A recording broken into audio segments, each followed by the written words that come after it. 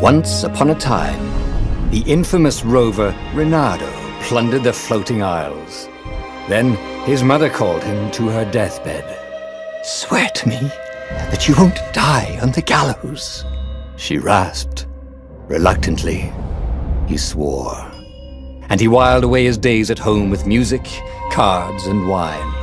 But the Emperor had changed. He'd been good once, a shy, almost humble toad. He'd built universities. Then people started whispering about mass graves in the woods, midnight rituals, victims screaming. The Imperial Ravens would round up entire villages, and no one ever returned. The Ravens had come to Ubar scouting for ancient books said to be of great power. But the librarians had hidden the books, so they'd burnt the librarians. The citizens, outraged, had driven them off. The Ravens had come back with dropships. The kid had fled with one of those books. He was brave and dumb and wanted to join the rebellion. And Reynardo had promised his mother he'd protect him.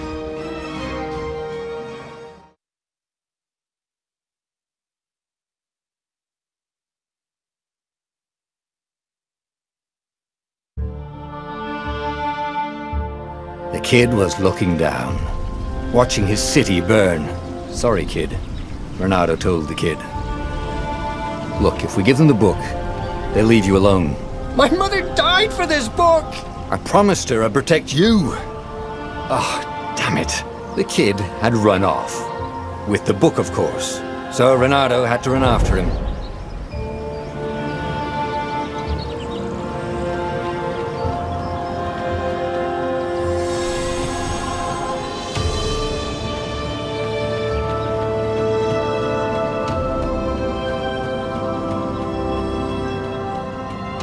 The two Ravens were staring at the kid like he was their dinner, which probably was what was in their tiny brains. "Hey," Reynardo said. They cocked their heads at him. "Pick on someone as ugly as you." Wait, that didn't come out right. "For the Emperor!" The Ravens cawed and rushed at him.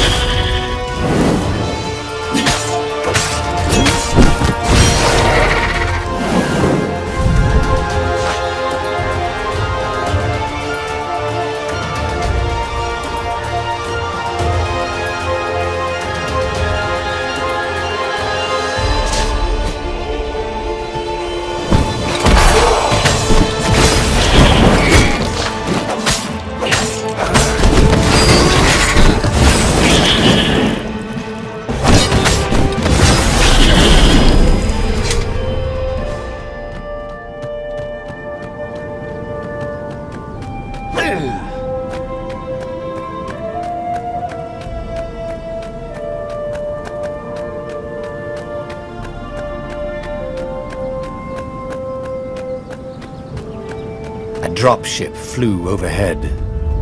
He hoped they hadn't noticed him. The kid.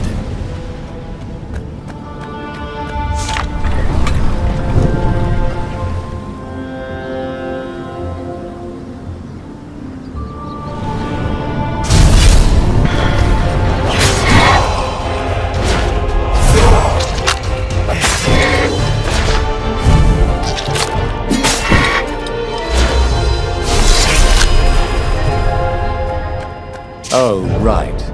The Gate of Heroes. Someone's idea of a joke, making the Skyship Docks a gated community. You needed a hero's sword to open it. And the kid was on the other side of the gate. Who let you through? Promise me you'll take the book to the rebels, or I'm gonna steal your ship. I'm not taking that damn book anywhere, and neither are you. Try and stop me, laughed the kid. I bet you don't even have a hero's sword. And with that, the kid hopped away. Had to hand it to the kid. He was an idiot, but he had guts. Where was Reynardo going to get a hero sword?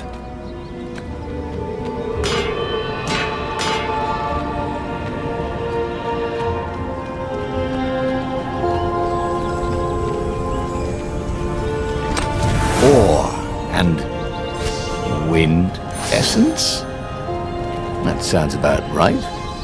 I'll need a workshop, though. Perfect.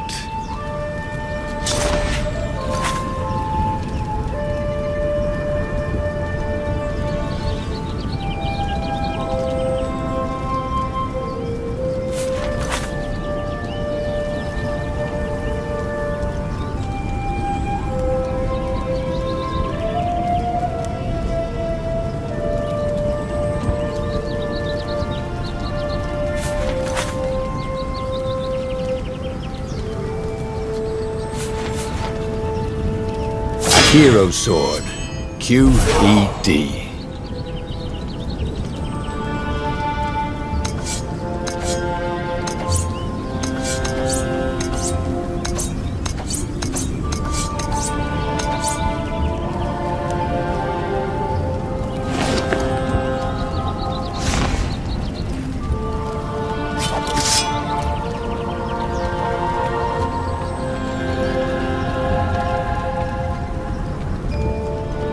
This is what he got for settling down and finding people to care about.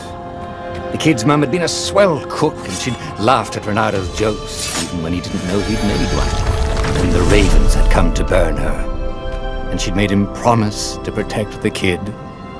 But she never told him where the book was, just the kid.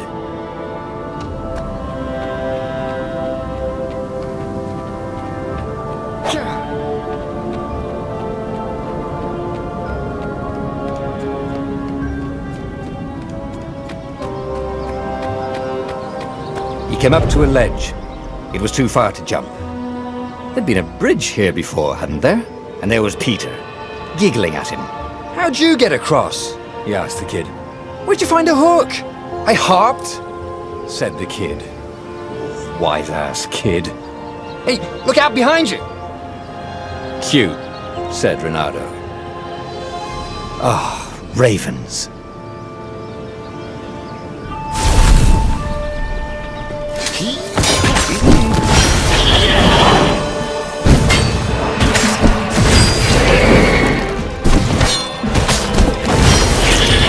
It was time to talk some sense into the kid. Just hook his way across the ledge and chase the kid down.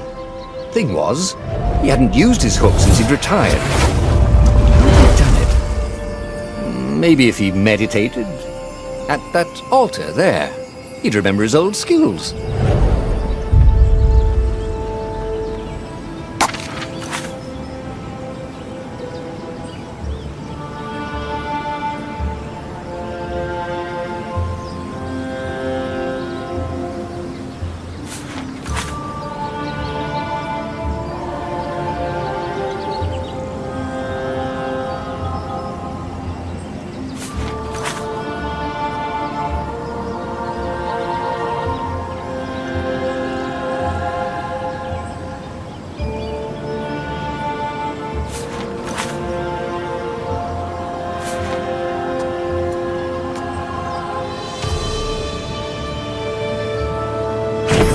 Starting to come back to him. Something you never completely forgot, like how to freeze time when attacking. The more he fought, the more he'd probably remember.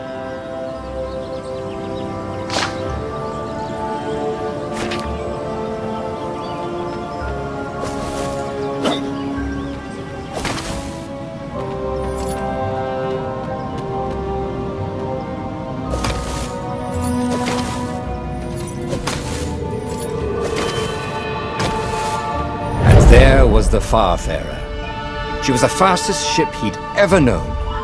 She could do the Kestra run in 12 furlongs. Well, so the salesman had told him. And something told him the kid was about to walk into an ambush. "Stop!" he shouted. "I'm not giving you the book!" shouted the kid, and took off. "No! Peter!" But the kid ran for it, and a goggler nailed him with its ivy.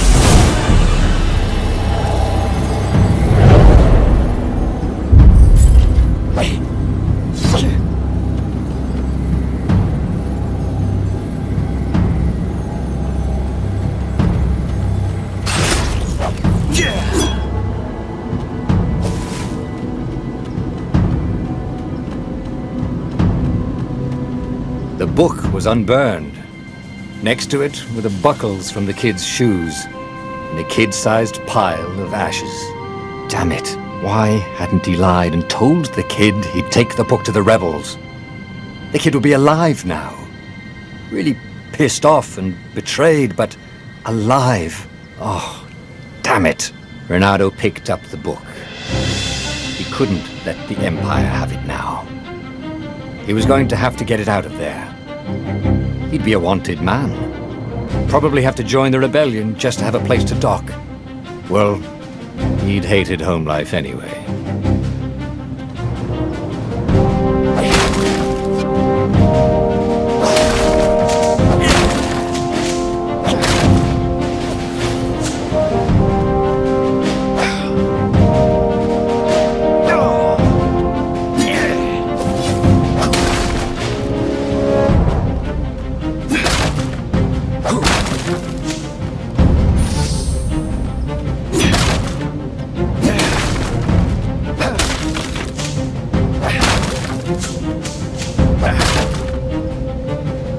What was the big deal about this book anyway? Maybe he should open it and find out. All that had been years ago. How many? The war was a blur, and now 3 Raven scout ships were chasing him. "Where are you running, rebel?" cawed the Raven captain over the loudhailer. Renato could see them cranking up their catapults. "Just going out for milk?" Renato yelled back. "Where can you run?"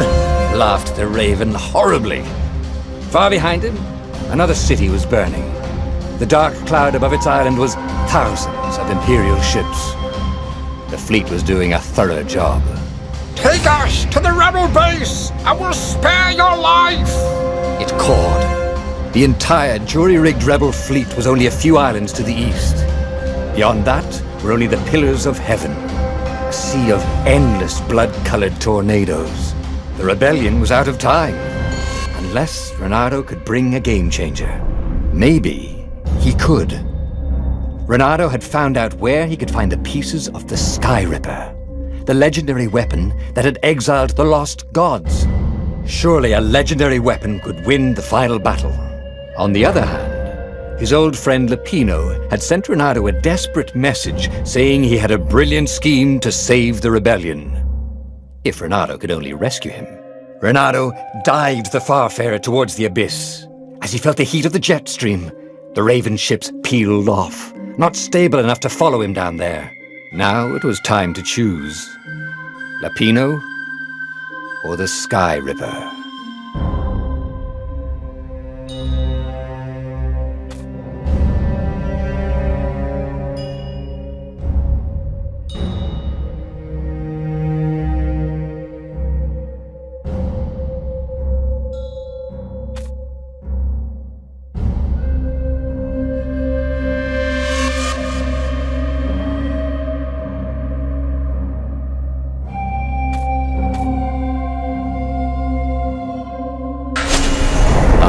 Lapino.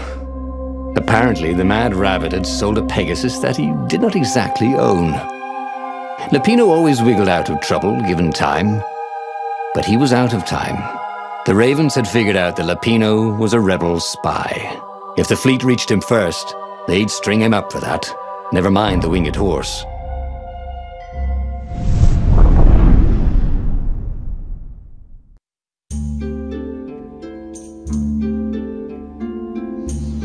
Lapino had apparently managed to confuse the judge by arguing that he hadn't actually stolen the winged horse. He'd only sold it. But wait, where was the prison? The village was empty. Had everybody fled the Ravens? Renato's blood was up. He just needed to smash something.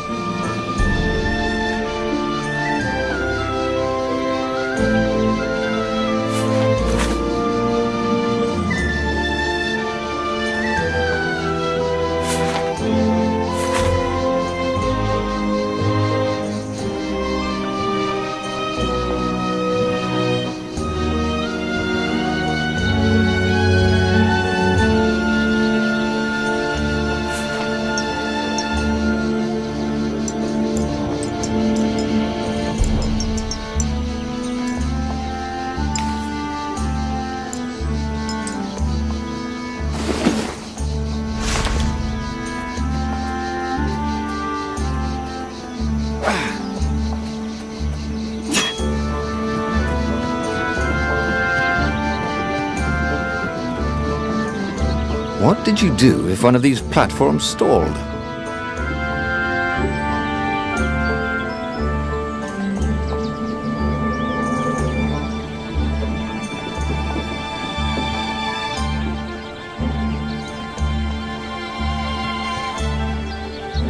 People were frightened these days. Just 2 weeks past, Reynardo had sneaked through an empty town and listened to the ravens caw about the Emperor's new taste in ritual sacrifice.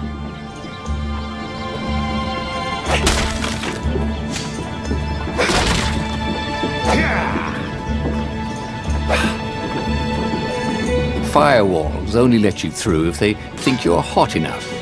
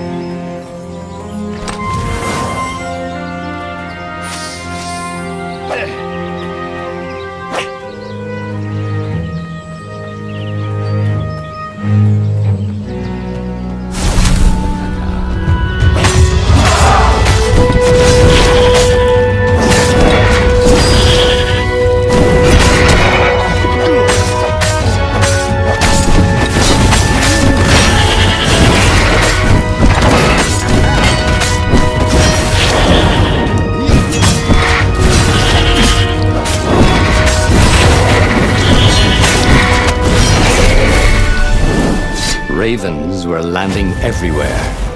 The advance guard. He'd better get moving. If they got to Lupino first, they'd eat him for breakfast.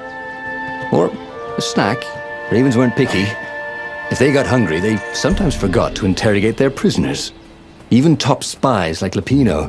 Where had the mad rabbit got to?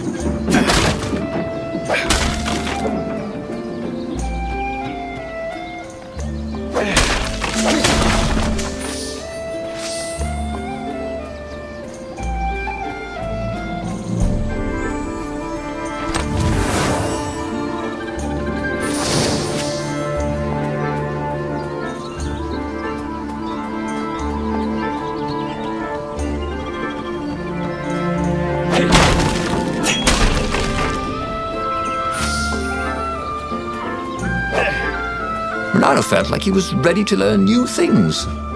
Thank goodness he didn't have to go to school for that.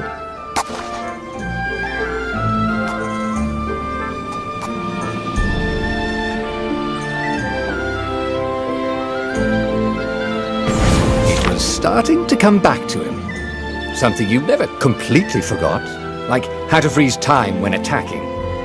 The more he fought, the more he'd probably remember.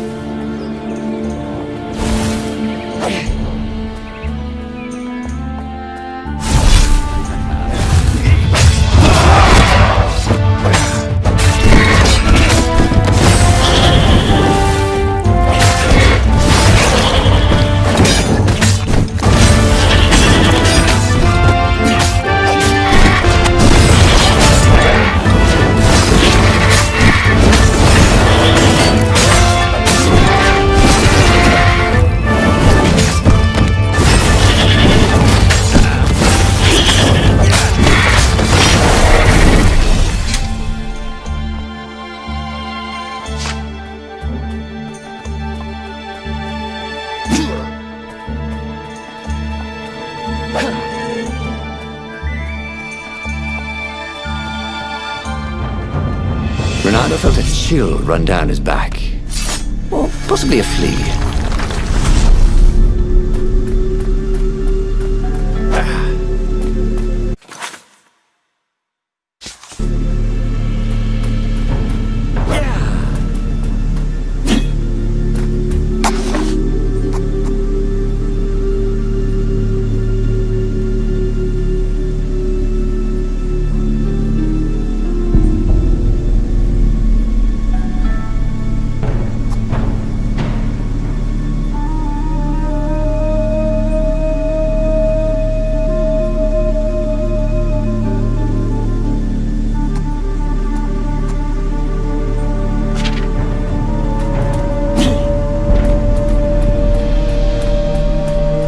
We just agree to disagree, said Renato. No?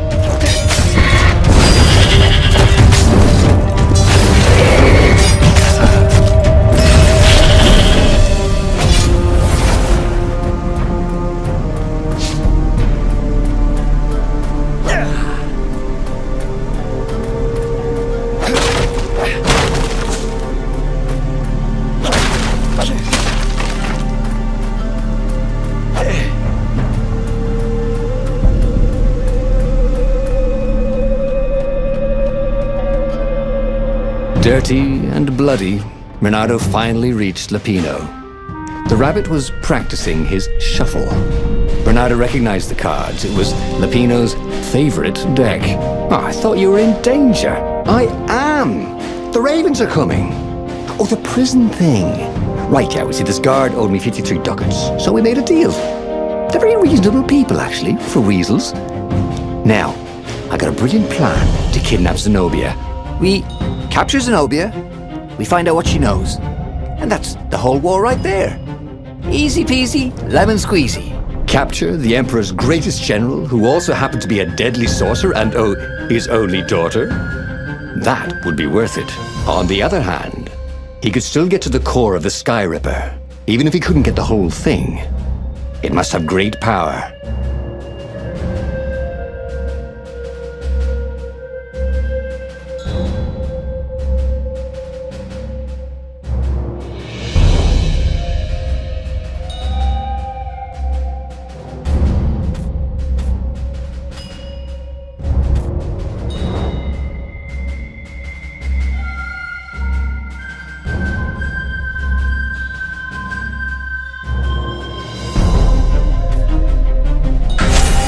Zenobia wasn't just the Emperor's daughter, of course.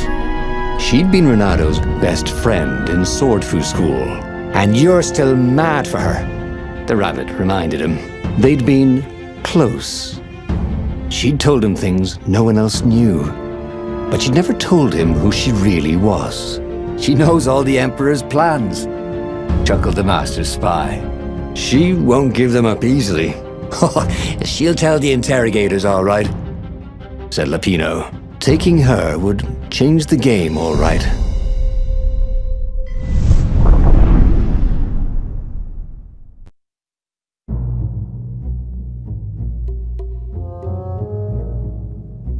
The city was already under Zenobia's control. I had to admire her efficiency. Renato shivered at the thought of Zenobia at the mercy of the interrogators. Could he really turn her over to them? But this was war. It wasn't meant to be pretty.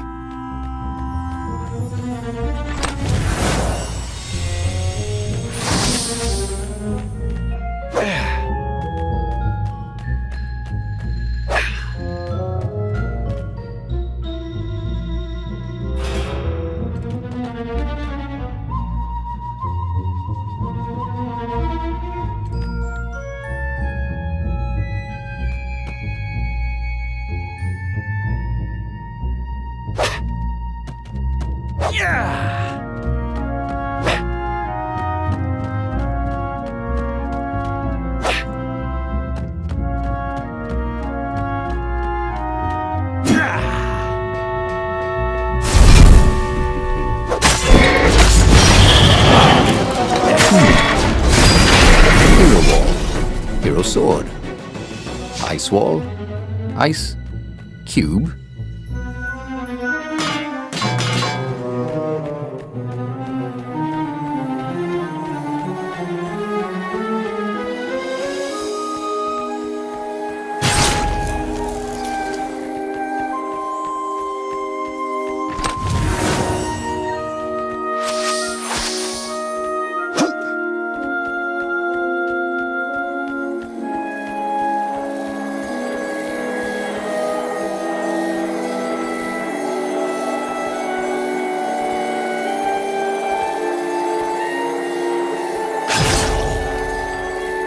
You blinked.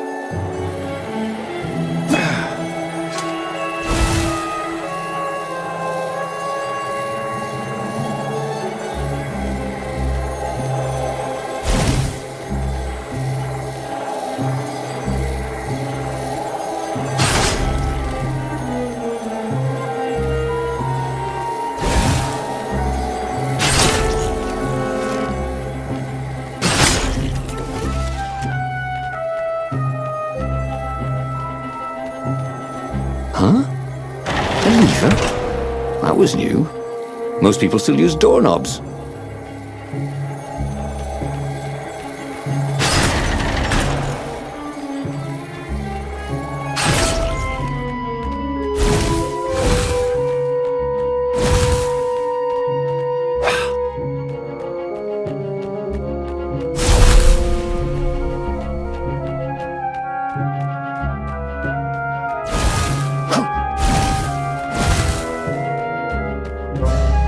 So, what's this plan of yours?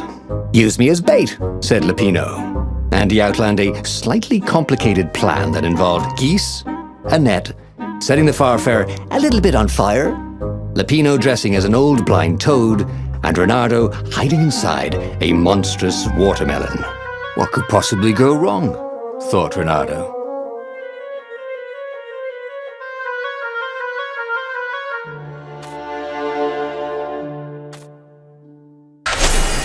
Oh, this is going to be fun, said Lupino as he ran to go set up his marvelous plan.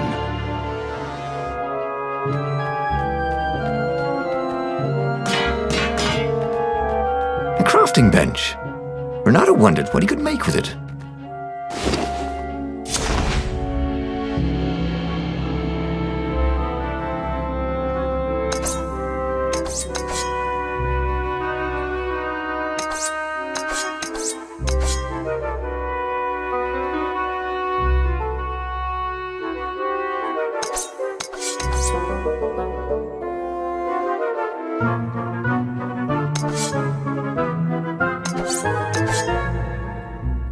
This burning sword from the south was terrific for barbecuing sausages and ravens.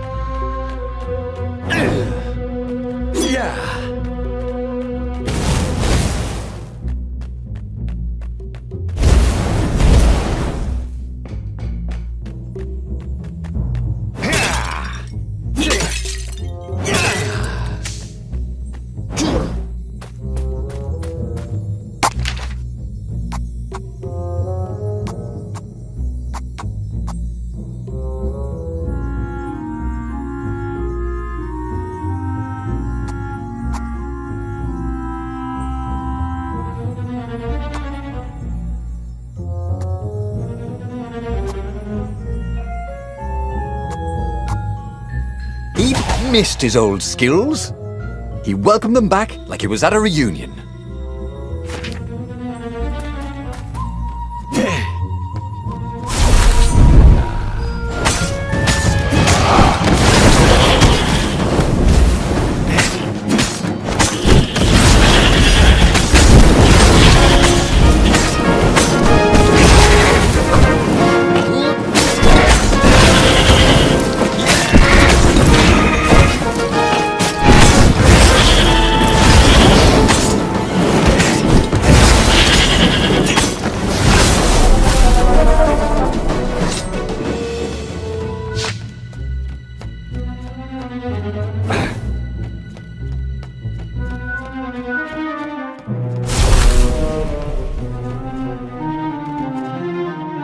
Reynardo felt dubious about the whole plan.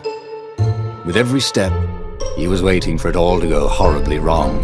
But against all odds, Lupino's idiotic plan worked. Zenobia's ravens ran off after the geese, the net dropped, and Renato jumped out of the watermelon and put his sword to Zenobia's throat. Renato, she said. Are those new scars? They look good on you. You never return my velvet jacket. It was my favorite. You look stupid in velvet. Oh, what does an imperial princess know about style? Oh, get a room, you two, said Latino. But the fleet was coming on fast, so they put Zenobia on the Farfarer and took her east over the Nexus. She'd vanished from Swordfu School, from his life, without even saying goodbye, without ever telling him she was the Emperor's adopted daughter. Ah, Lapina was right, Renato thought reluctantly. She knows things. She recognized his look.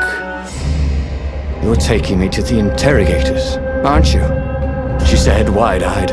And then she jumped, with horror. Renato saw Zenobia plummeting.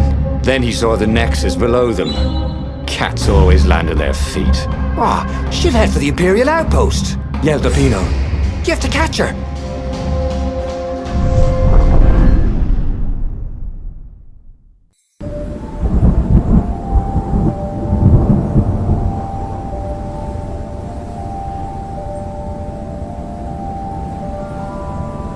Cats can run faster, but foxes can run longer.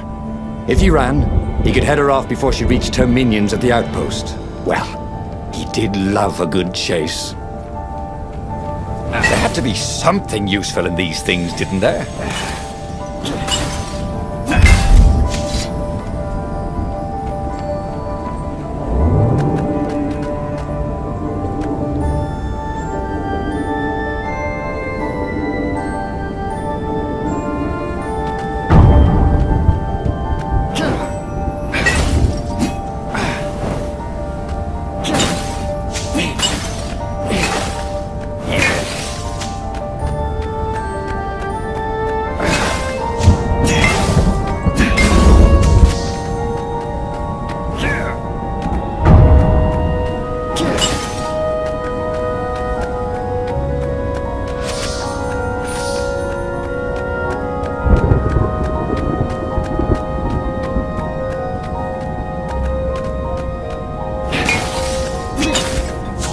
Who needed bridges anyway?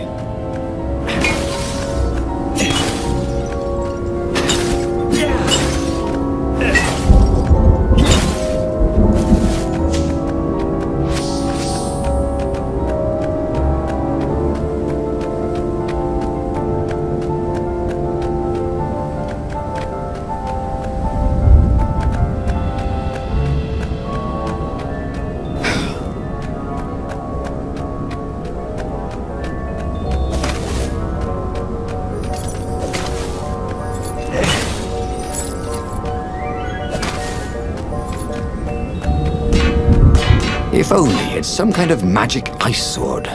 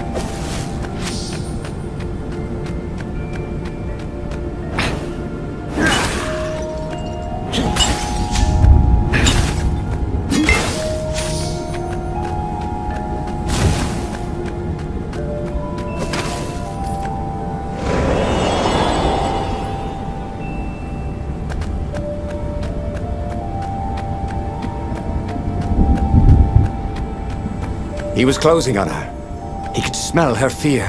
He tried not to think about the interrogators at the secret base. What they'd do to her. Maybe it didn't have to end that way. Maybe he could talk to her. But, after all, there were worse things the Imperials had done to friends of his. How could he have let her escape? Why hadn't he shackled her? Bernardo wasn't used to being on this side of the whole prisoner-jailer thing.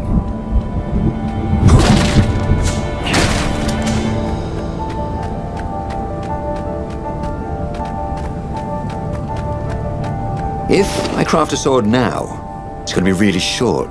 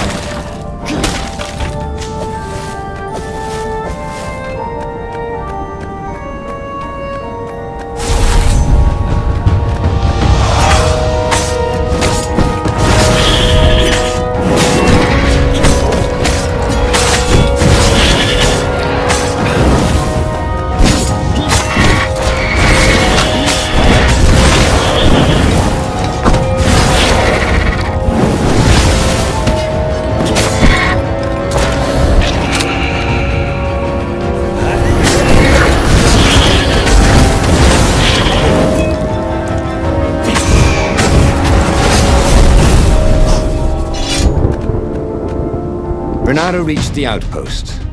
The Imperials there were no match for him. Soon after, Zenobia limped up the path. When she realized he was already in front of her, she didn't even try to run. "Oh, you left without saying goodbye." Again, he said, "Please, you're enjoying this a little too much," she said, shaken. "Oh, spare us the chit-chat, would you?" said Lapino as he shackled her hands so she couldn't throw spells. She knows all his plans. All the way back to the Farfarer, Lapino nagged Renato about how the interrogators would pry all the intel out of Zenobia. How that would turn the tides in the imminent battle. All they had to do was take her to the rebel secret base.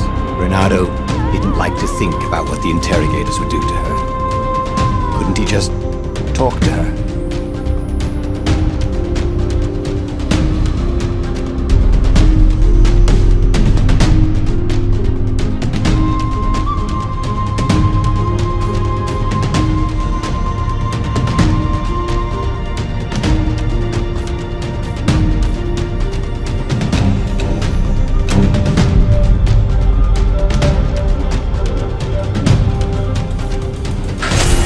As they pulled away from the Nexus, Renato could see the fear in Zenobia's eyes. "I can't take her to those creatures at the base," he whispered to Lapino.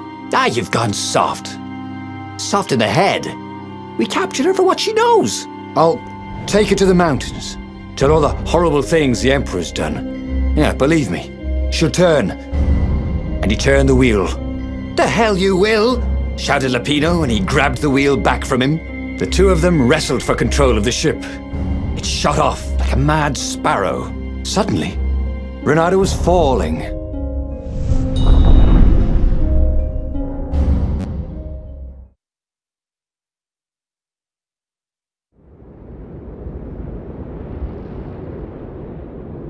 When he came to, Zenobia was standing over him.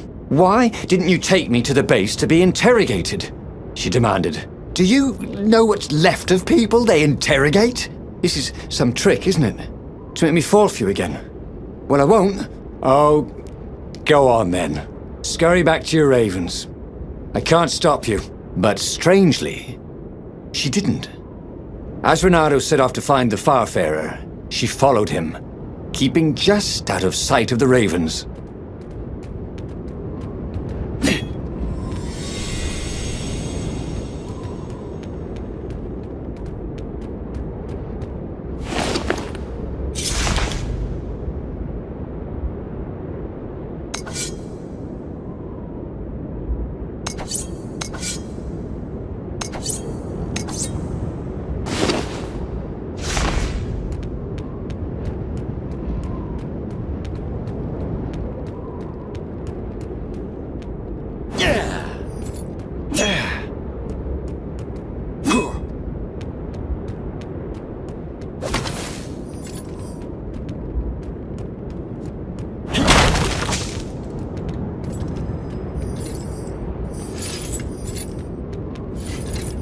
What were these poles exactly?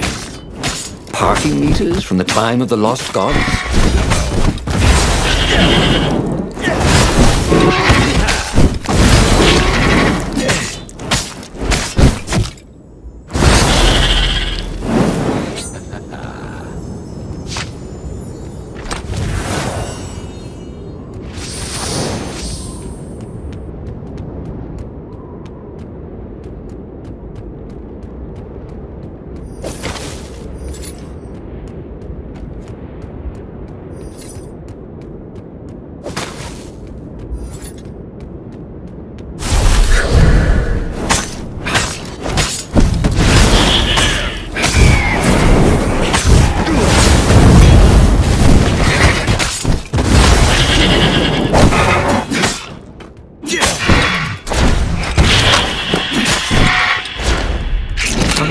Teach you how to fly.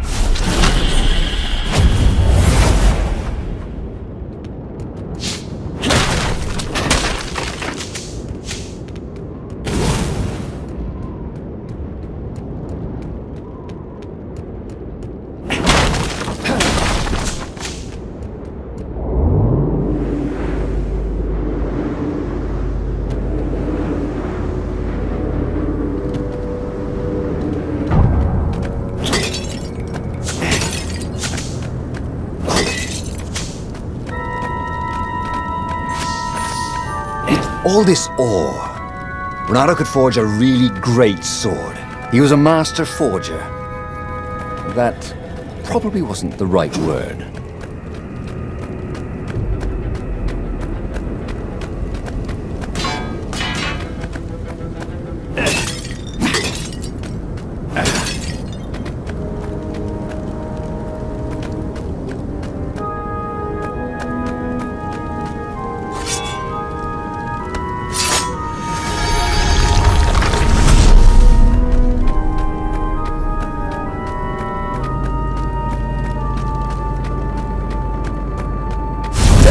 To traitors!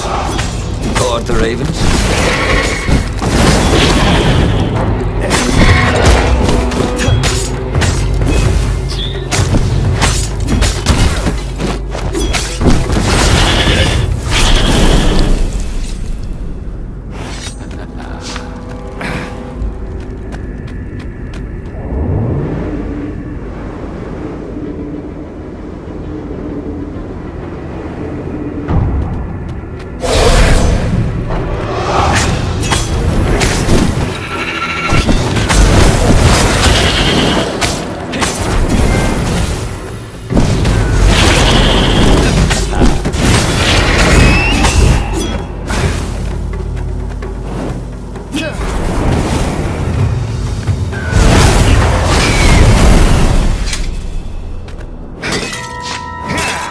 As Renato stopped to sniff the wind, Zenobia came up, still mad.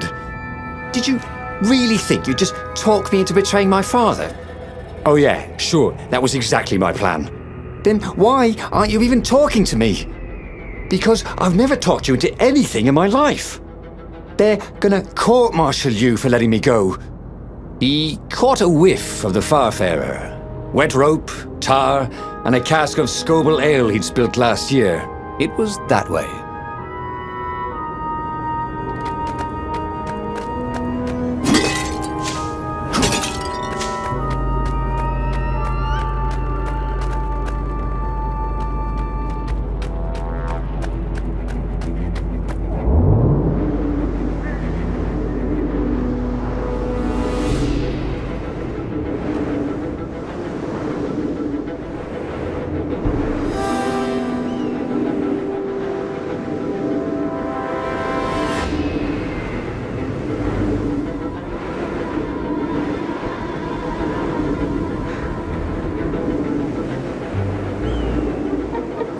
Bernardo's paws were getting numb. Calaveras really didn't want company, did he?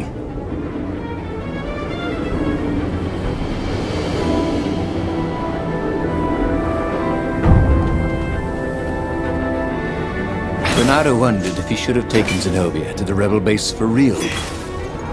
Maybe she wasn't playing him after all. After the bleak talk about the Emperor's dark secrets, he was regretting his suspicions.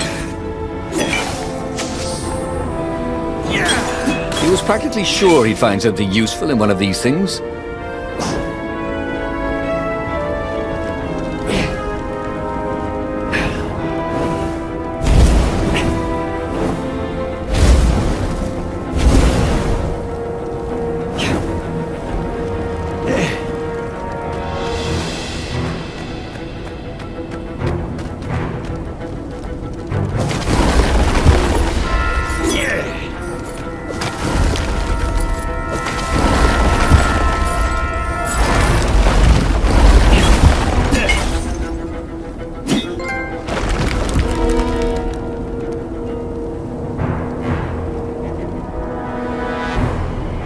Sure enough, the Farfarer had crashed in some rocks. There was no sign of Lupino. Zenobia caught up. All that kid stuff in Swordfu School. Look, that's the past. We're adults now. We have duties to other people. We have destinies. What are you talking about? And you are the most arrogant, slow-witted, light-fingered, mercenary, immoral, reckless. Run away with me, said Renato, and he realized he meant it. What? Just like that? She demanded. I will, if you will. So she kissed him. And it was the best kiss he'd ever had. They held hands as they boarded the Farfarer. Renato felt light-hearted, like the winds that were playing the rigging like a balalaika. But Lupino, I need to get back to Lupino, he said, suddenly realizing he could have been captured. A prisoner. He's not. How'd you know? He saw something in her eyes he didn't understand. He fell, didn't he? Into the abyss. She looked away, wouldn't answer. But then a bolt smashed through the Farfarer's keel. The broken ship plummeted out of the clouds.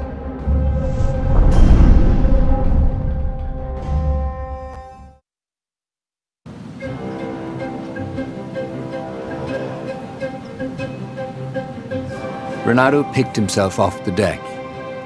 They were alive. We have to get to my private ship, she said. Do you trust me? I guess I must, he said. You go on ahead. Clear the path, she said. I can't kill my own soldiers. He wanted to say that he didn't trust her, that he had no idea what he was getting into. But he had no choice, did he? He was following his heart. That's what it means to be a hero. You had to follow your heart.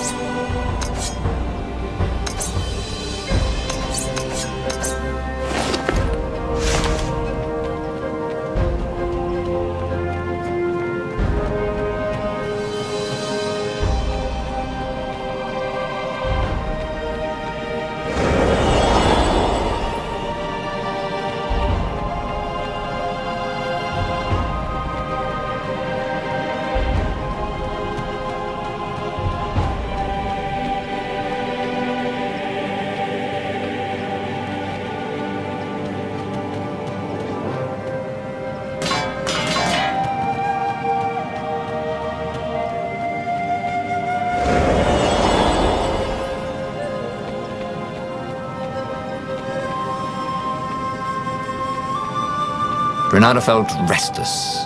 Maybe he could focus all that energy into something useful.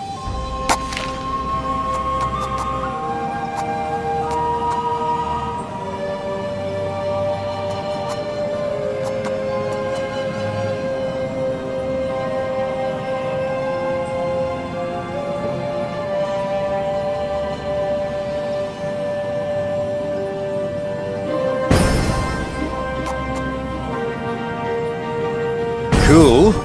Wish I could do that.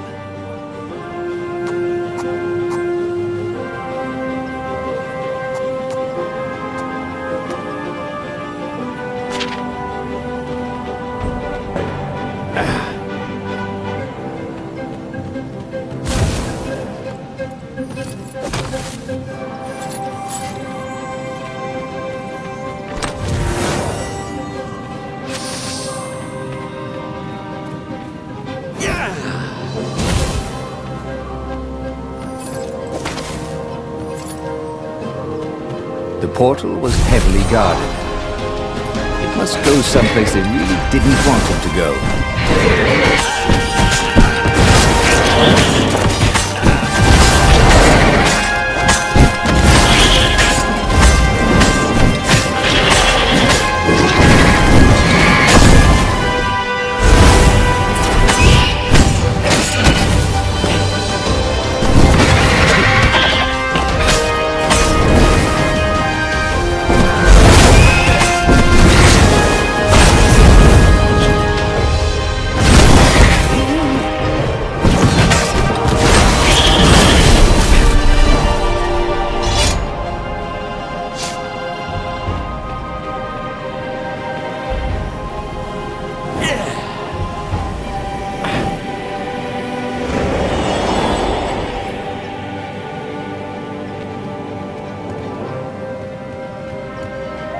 Once, he'd found a Superman issue #1 in mint condition in a jar he'd broken. He planned to keep breaking things until he had the whole series.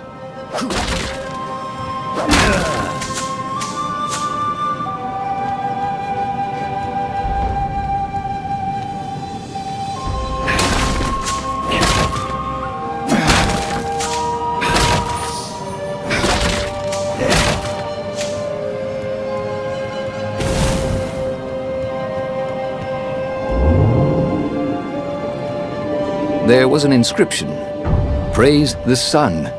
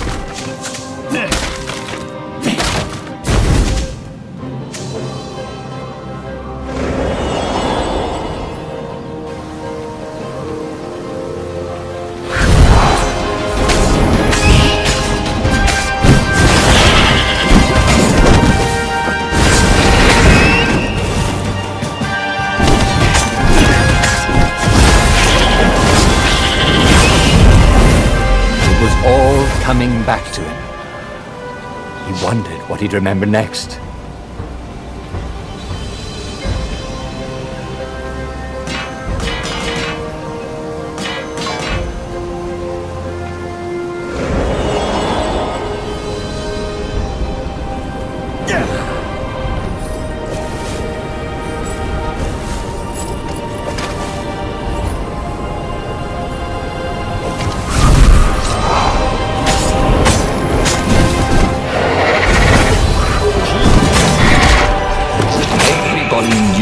Trust a raven further than you could throw her. But did vertical drop count?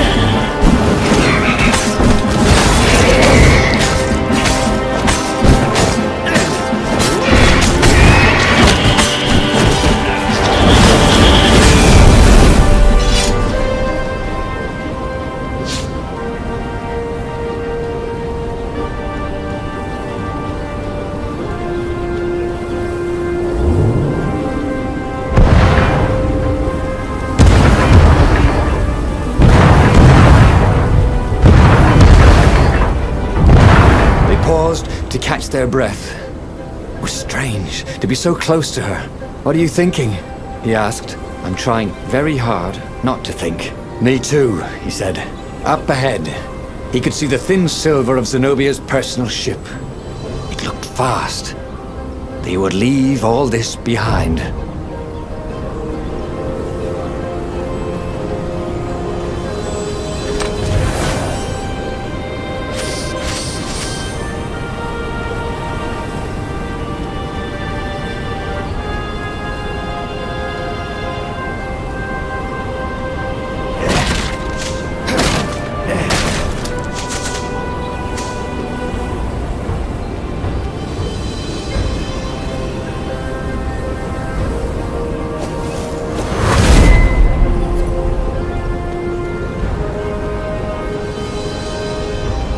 What was really fun was hooking yourself onto a moving ship.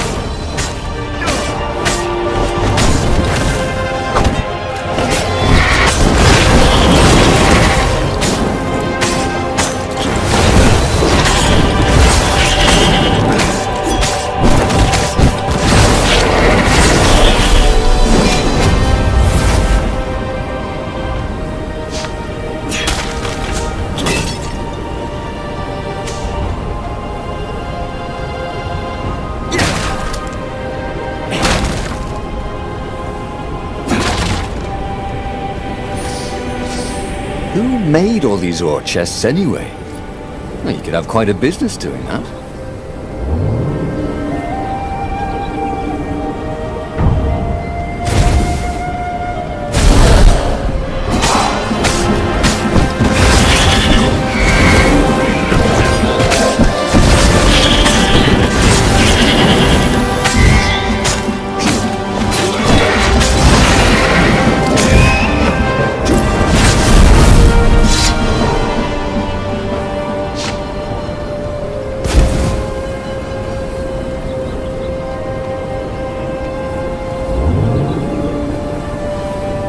This thing really needed a roof.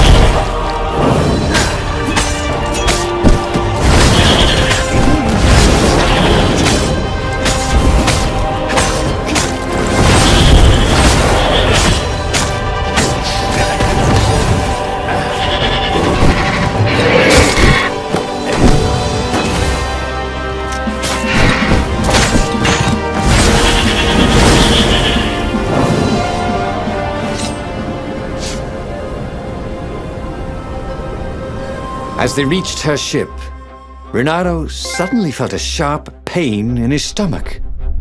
He was surprised to see a crossbow bolt sticking out of it. I was going to lead the Empire to a secret base, said Lapino.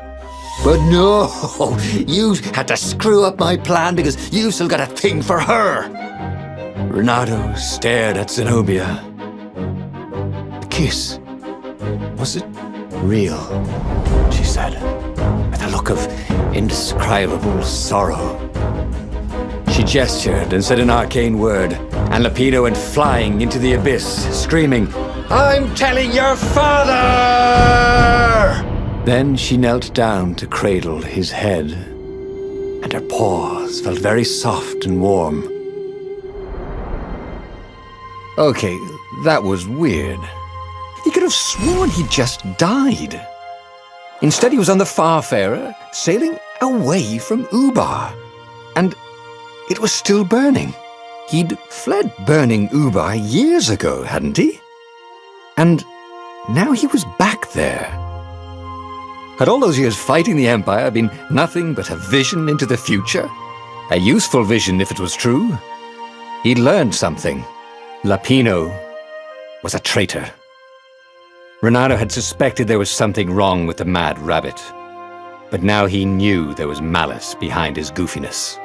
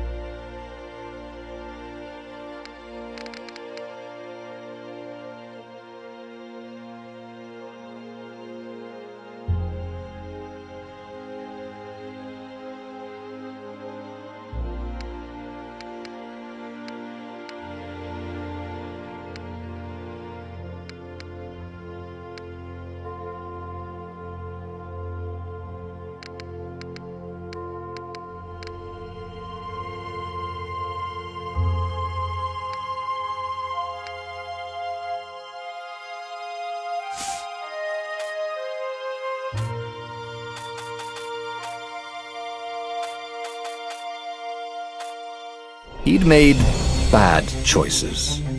But now, when the real battle came, he wouldn't make those choices. He wouldn't make the same mistake twice. The book's pages began to flip backwards, towards the beginning. And he realized that his adventure was just beginning. The clouds parted over the Isles of Boreas. It was time to choose. The rebellion was in trouble. Ravens were scouting for the secret rebel base. They needed a game changer. Pieces of the Sky Ripper had surfaced, or so a scholar in the mountains had told him. Surely the weapon that banished the lost gods could defeat the Emperor.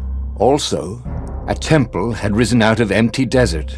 The Emperor had brought the Sky Ripper pieces up out of ancient burial by his obscene rituals.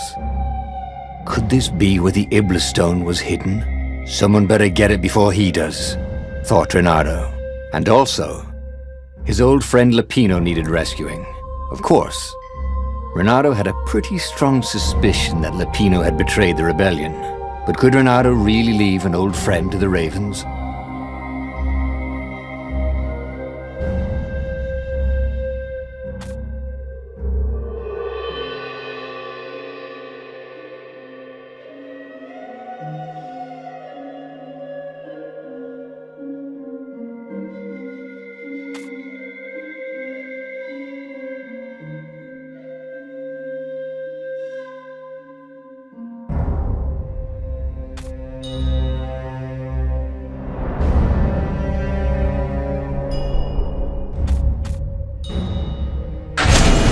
Every child knew about the Sky Ripper. The Transcendent Emperor had buried its pieces. What could have brought them to light? This Emperor, Isengrim III, had once been kind, but he'd gone mad. And now he was conducting secret, obscene rituals to bring back the lost gods. Had he, somehow, summoned the long-lost components of the legendary weapon out of the deep places of the earth? It was more than Renato could fathom. But if he could find a legendary weapon, he would use it.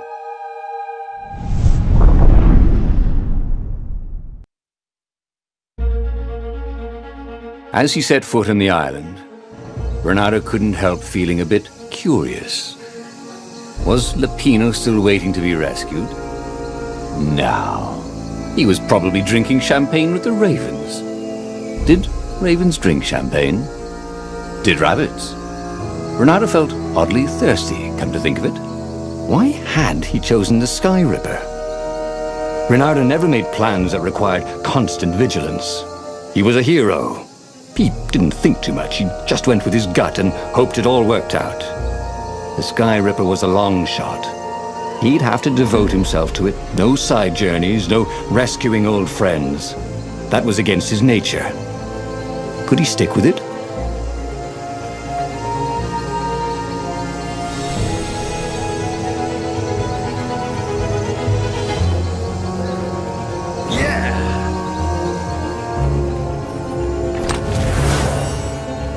I wonder what I could make with all these sword crafting materials, thought Renato.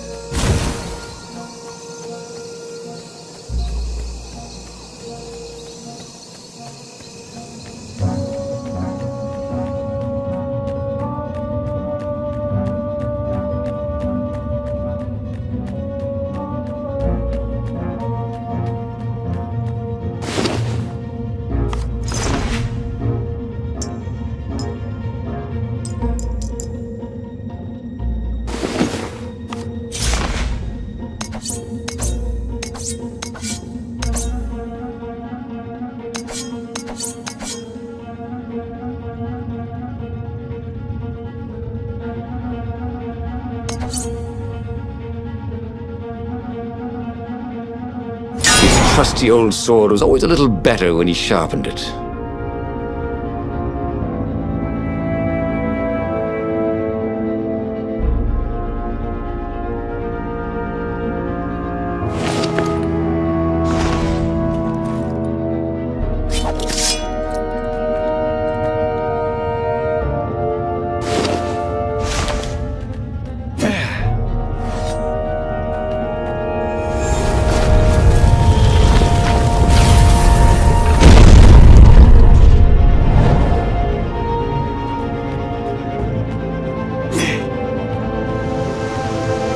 Don't look down, he thought.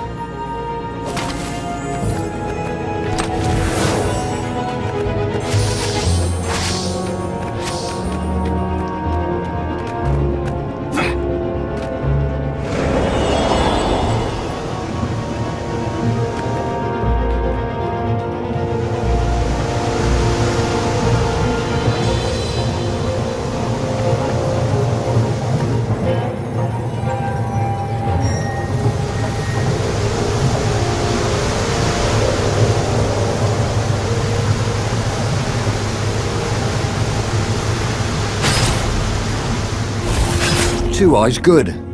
One eye dead.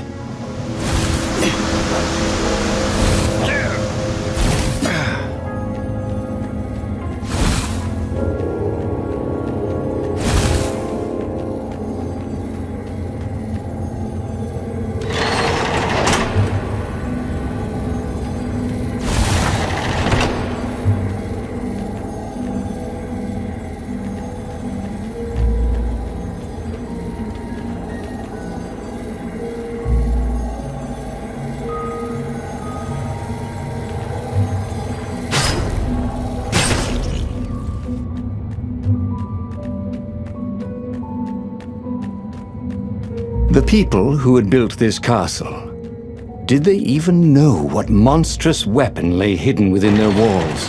The Sky Ripper could destroy anything it touched, or so the legend said. As the Transcendent Emperor had fought the Lost Gods, thousands of thousands had died. But Renato had been through wars. The only merciful war was a short one. Renato hoped his mother wasn't watching.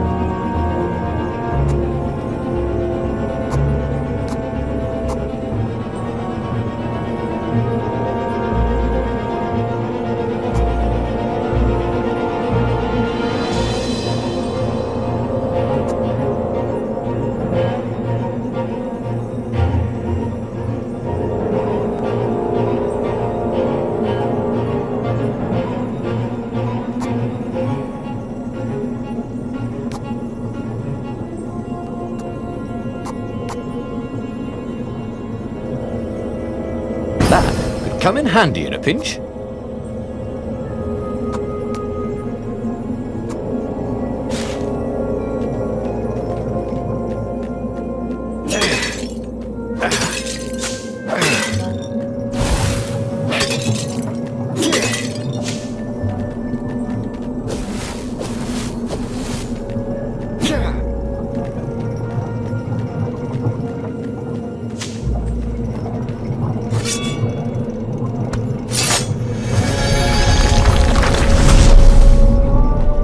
Ice walls only let you through if they knew you were cool.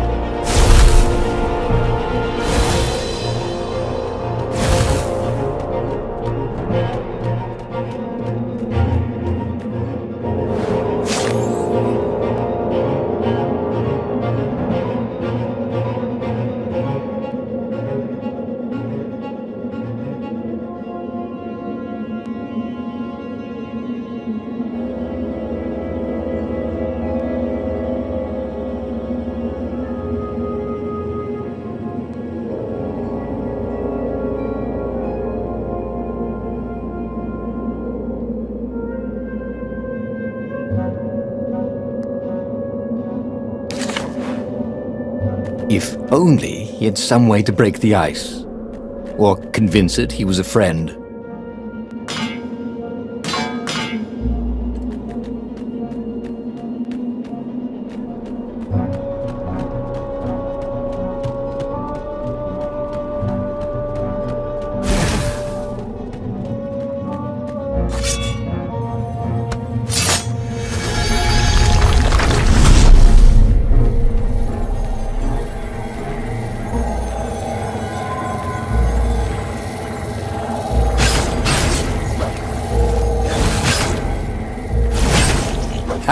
Bet you never saw that coming.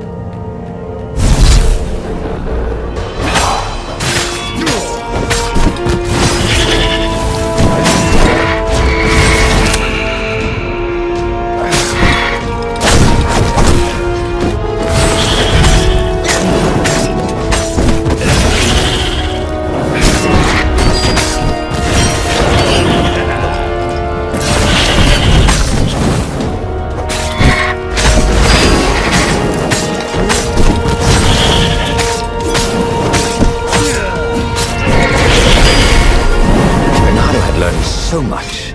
It was time to turn it into something he could use.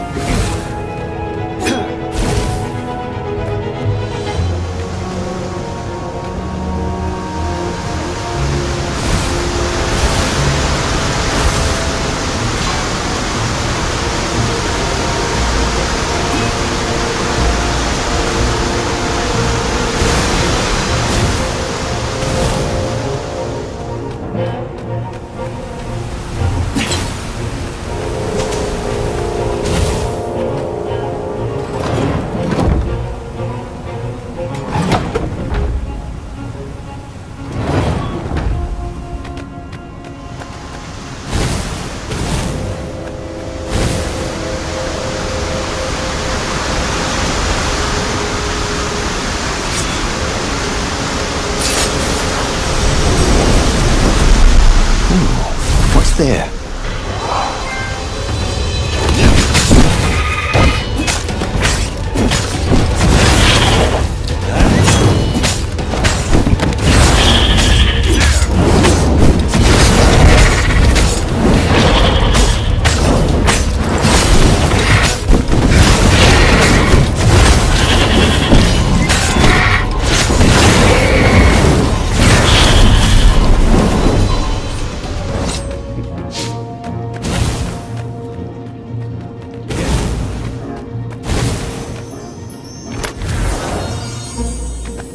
Oh, sweet!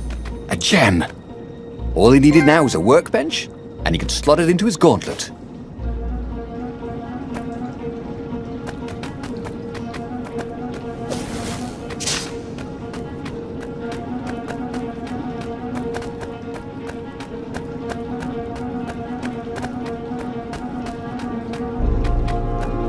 That had been his mistake before.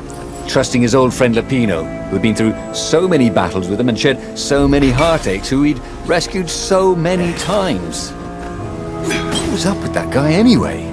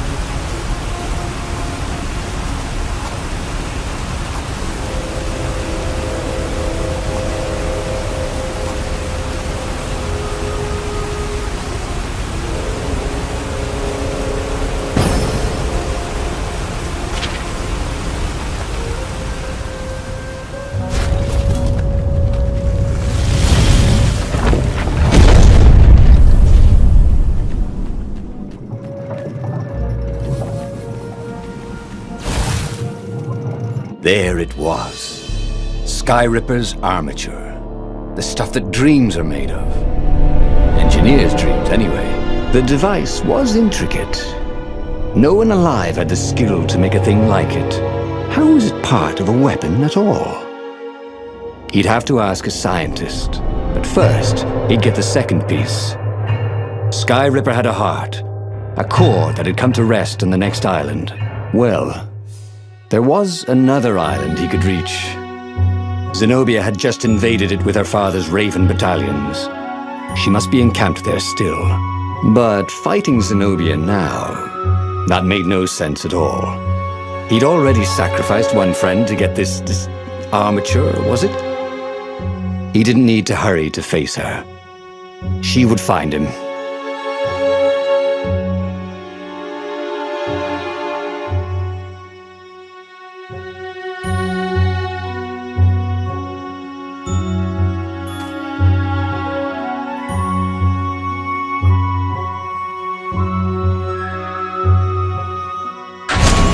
It was a no-brainer. He'd sacrificed his old friend Lapino to get the armature. And the armature was useless by itself, only a series of coils and wheels. War demanded sacrifices, and he would make more before the end. He would have to choose the greatest good no matter how much it cost him. Zenobia. Well, he would see her sooner or later, across a battlefield or a sword's point before all this was over. He was sure of that. The power was in the core. Obviously, he had to get the core.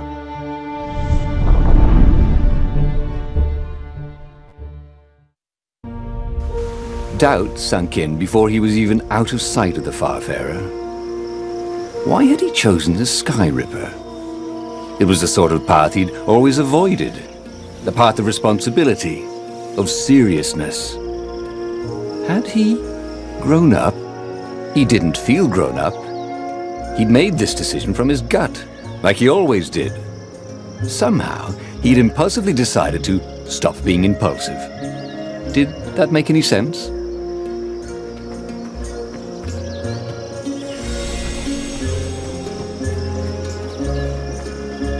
Yeah!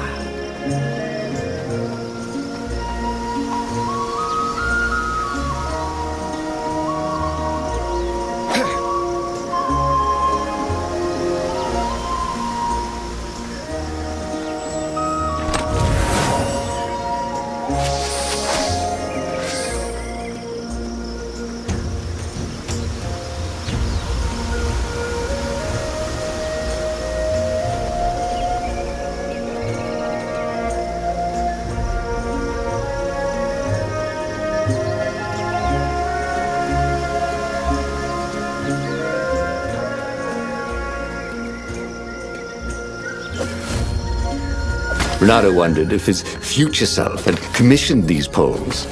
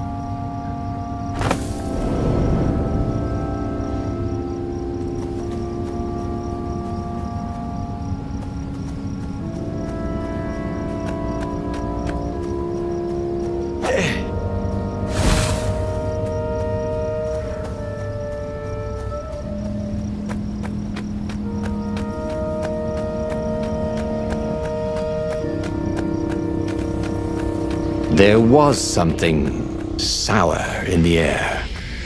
Like the earth had ruptured over something that had been fermenting for a very long time.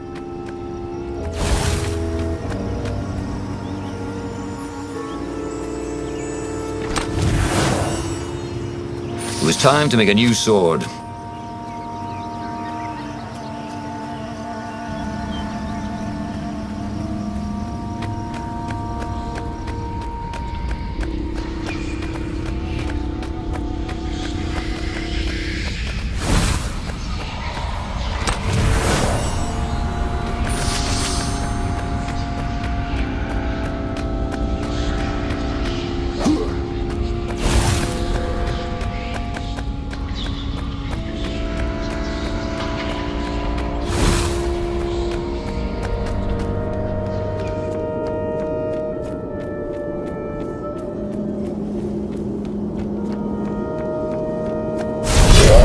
You shall not pass!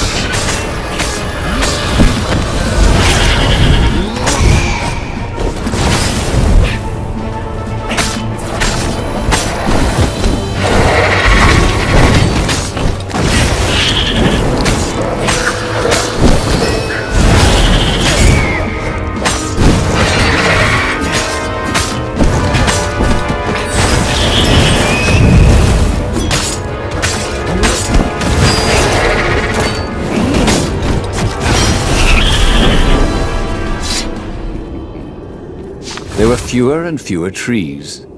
There were only these huge crystalline growths. Had those been here before? He no longer heard birds except for the feverish cawing of the ravens when they attacked. He couldn't smell the small animals of the forest, the mice and rabbits. Where had they gone? And he was getting hungry too. This was an unhealthy place to be.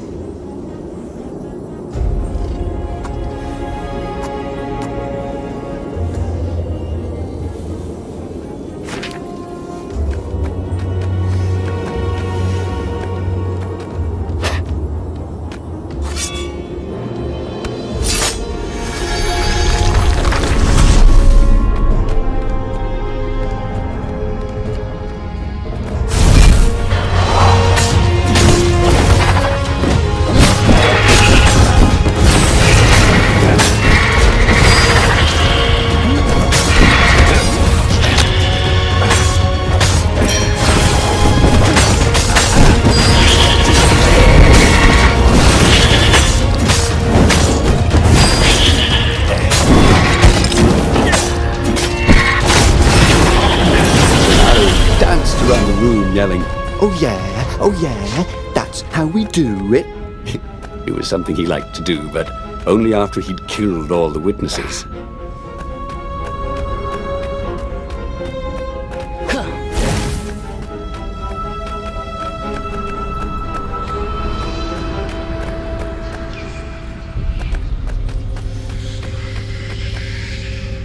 The 20-sided core made him feel physically sick.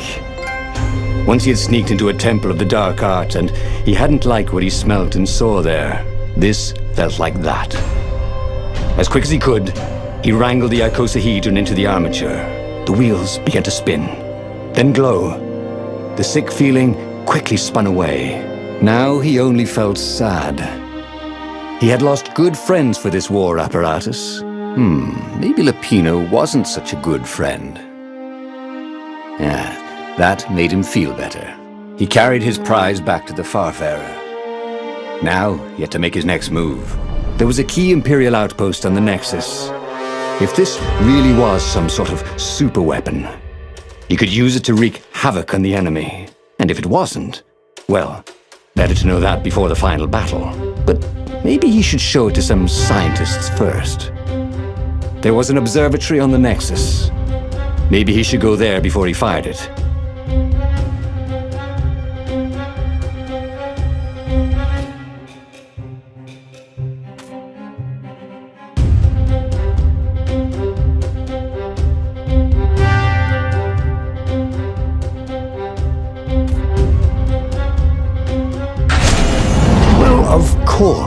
If you've just assembled a weapon out of legend that can exile gods from the world, you'd want to have a scientist or two look at it.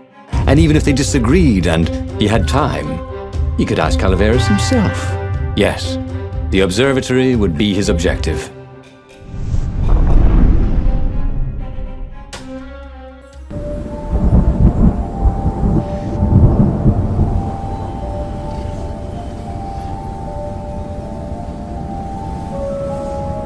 Why had the parts of the Sky Ripper only surfaced now, thousands of years after the Transcendent Emperor had dismantled it? The mad Emperor Isengrim had performed terrible, bloodthirsty rituals to invoke the lost gods. Was that why these ancient artifacts were rising out of the ground? How perfect, then, that the Sky Ripper would reappear to be his destruction.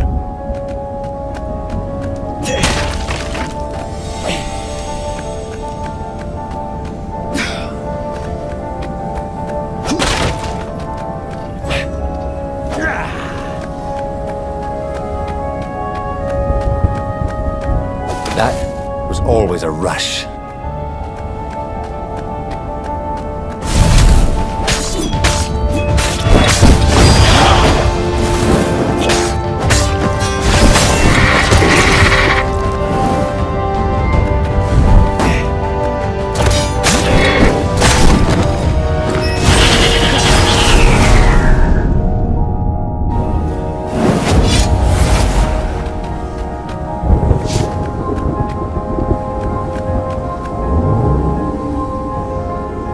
Renato wondered what would happen if he jumped.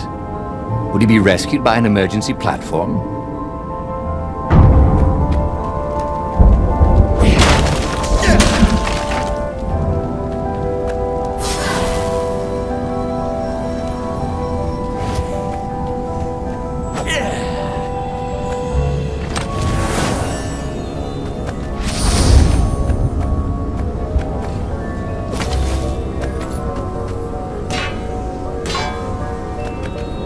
If they didn't want their things broken, they really ought to make them stronger.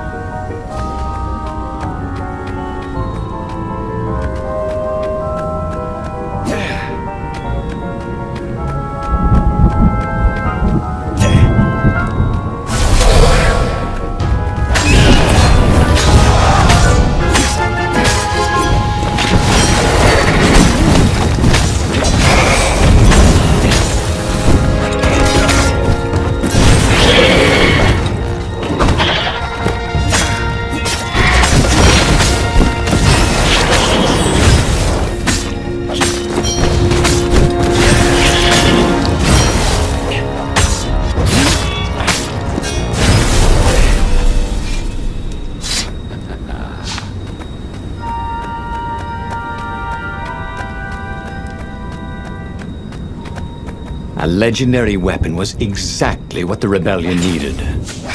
They were outnumbered. The once kind emperor had become a tyrant. But his ravens stayed loyal, for he fed them his victims, and the other animals were too frightened to rebel. Renato shuddered at what the emperor was trying to do. To bring back the lost gods, the Black Harvest, the Black Sun? No. He would stop that toad, no matter what the risk. Yeah!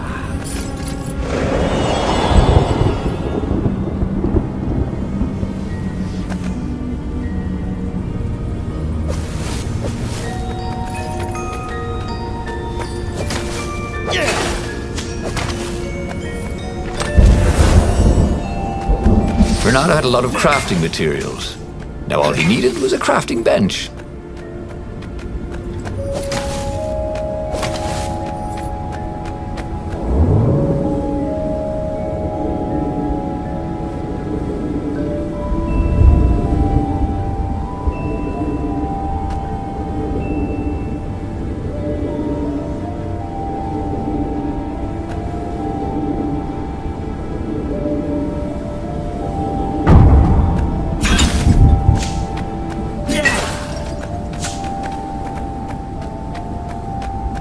The Nexus Observatory had the Empire's most renowned scientists, working by themselves without interference.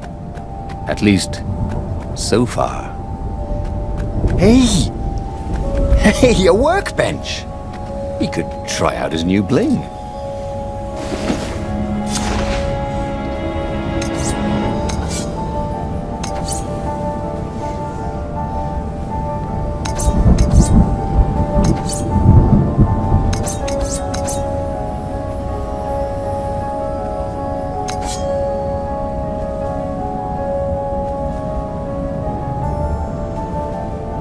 This sword from the frigid north was really useful for making popsicles and birdicles.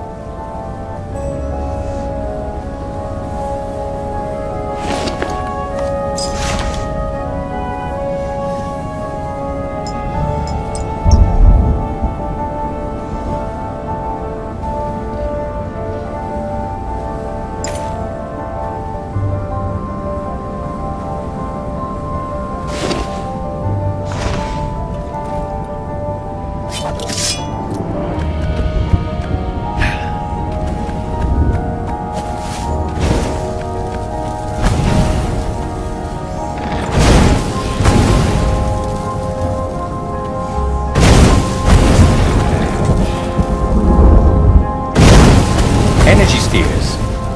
Easy to dodge, but boy, did they sting if you didn't pay attention.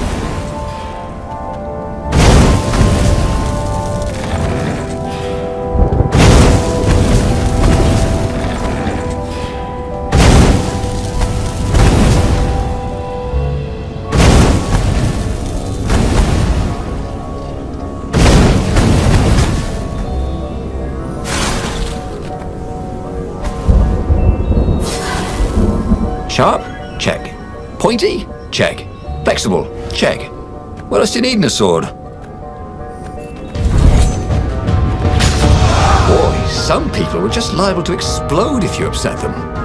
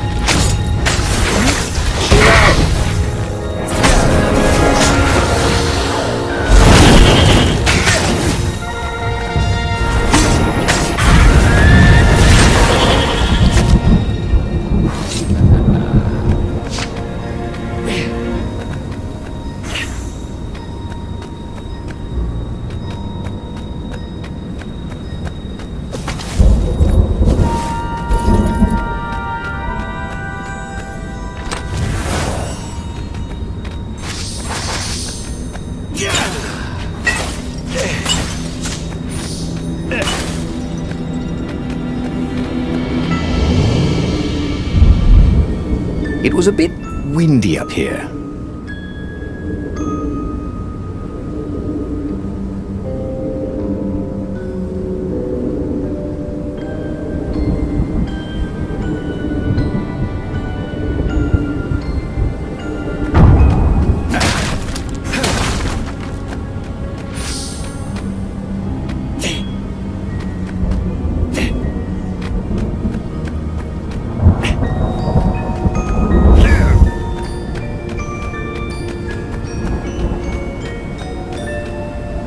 Renato was thrilled. The scientists seemed to think he'd put the Sky Ripper together right. But one toad was worried. Yeah, Sky Ripper could tear a hole in existence itself. There are invisible strings that tie the universe together. If Sky Ripper cut one, the hole would widen and widen till our whole existence fell into it. Another toad sighed. Irving still believes in string theory. At least go see Calaveras. Yeah, said the worried toad. He knows more than anyone else has forgotten about the Transcendent Emperor. If anyone could tell him how to use this weapon safely, It would be Calaveras. It was he who had told Renato how to find it in the first place. But maybe he had to give up on using it as a weapon. Maybe he had to go to the secret rebel base and ask the generals there what he could do with a weapon that he dared not use.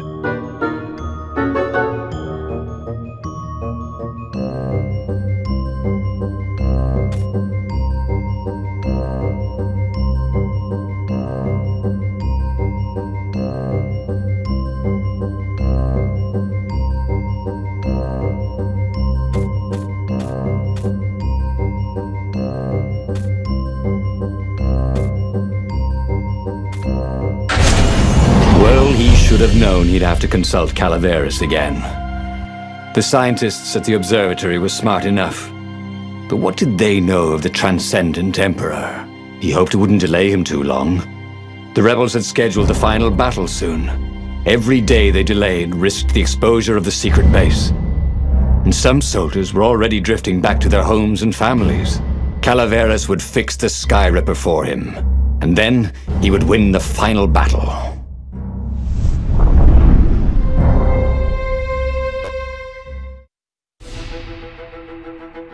Maybe it was the cold. But after a few steps, Renado's optimism started to slump. What if Calaveras couldn't help? Did Renato dare use the Sky Ripper? Oh, he hated that he had chosen this path.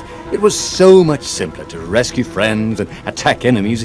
Even if some of those friends were more trouble than his enemies, some of those enemies had been friends before and might be lovers after. No, okay, it wasn't all that much simpler, no. Physics made his brain hurt. That, at least, he was sure of.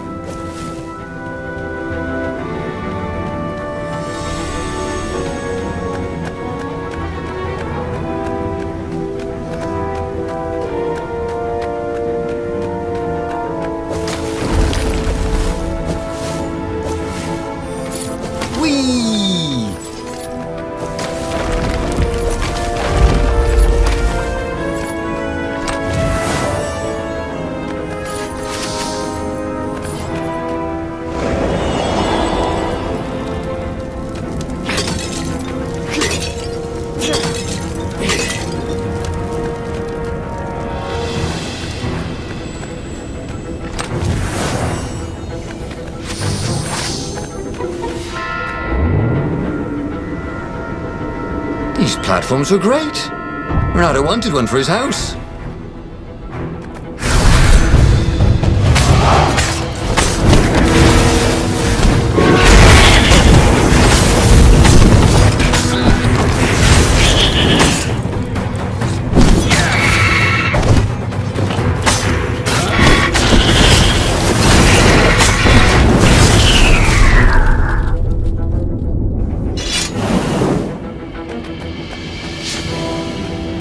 Tried to focus on the now. The ravens who seemed everywhere all the time. Where did they hatch from? Were there giant raven hatcheries somewhere, or did they have families? Ooh, he didn't want to think about raven mummies raising their darling raven chicks. Yeah, Calaveras would help. He would make Renato feel better about using the Sky Ripper. And then Renato wouldn't have to worry about ravens ever again. Kill the fox! Caught the ravens. At least they'd be original.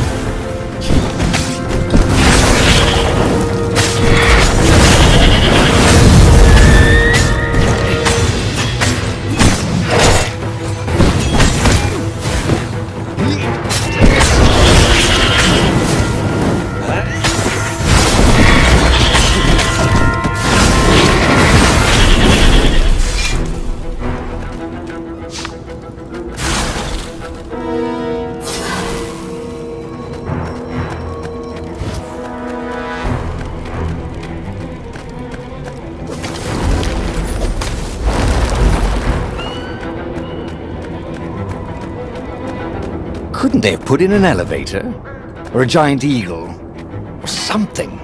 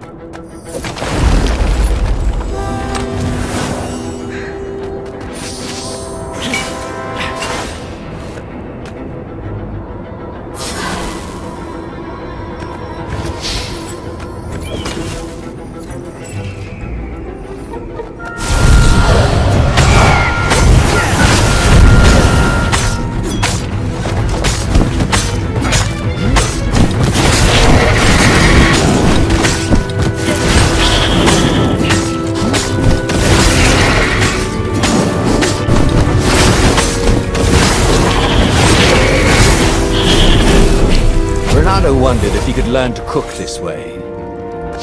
Probably not.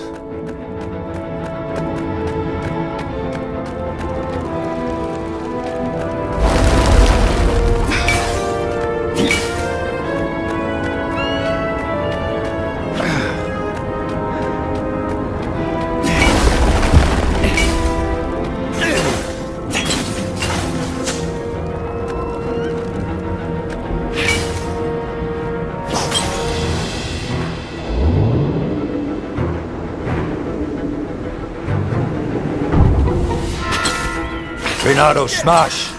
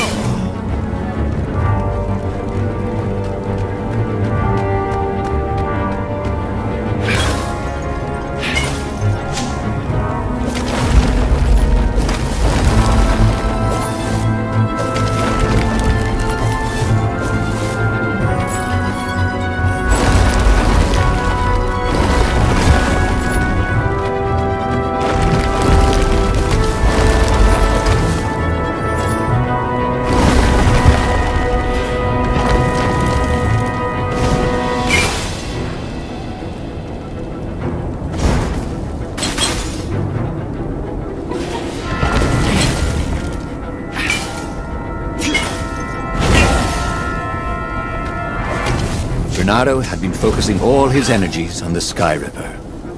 If Calaveras could not fix it, he'd be out of options. He would have to assault the Imperial fleet empty-handed.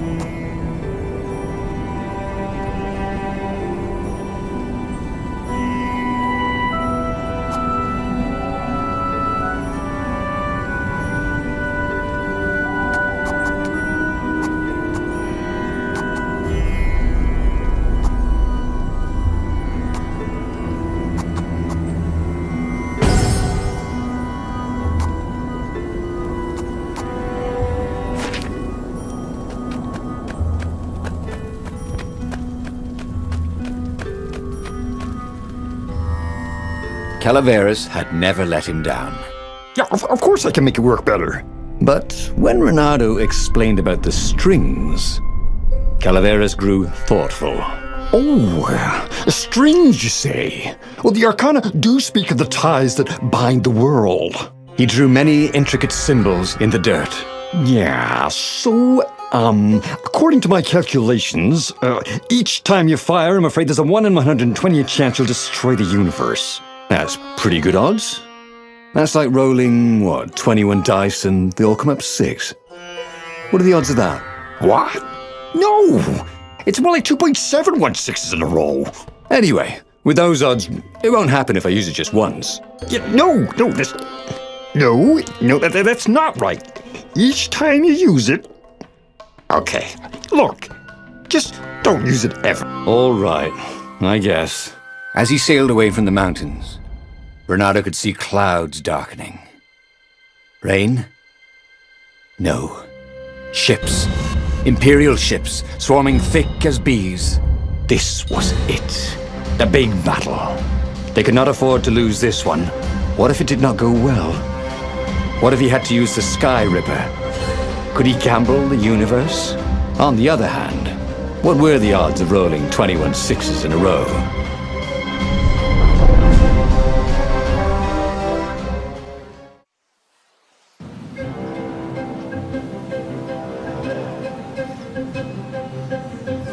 The battle was not going spectacularly well. What had the rebels been thinking? They'd been thinking he would bring the Sky Ripper, or the Iblis Stone, or that he'd sideline Zenobia somehow, or turn her. Couldn't he use the Sky Ripper just once? After all, if chances were 1 in 128, that meant he'd for sure be okay the first time. They'd get worse each time he used it, but the first time would be okay, right? He wasn't sure that it was right. So he didn't fire the Sky Ripper. He just brought it along, in case.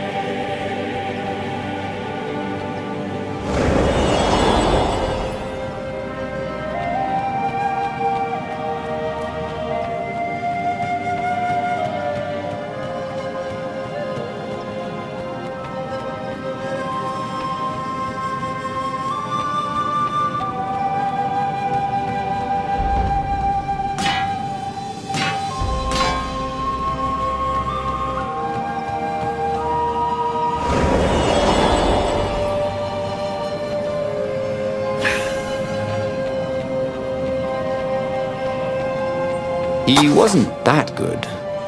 Yet.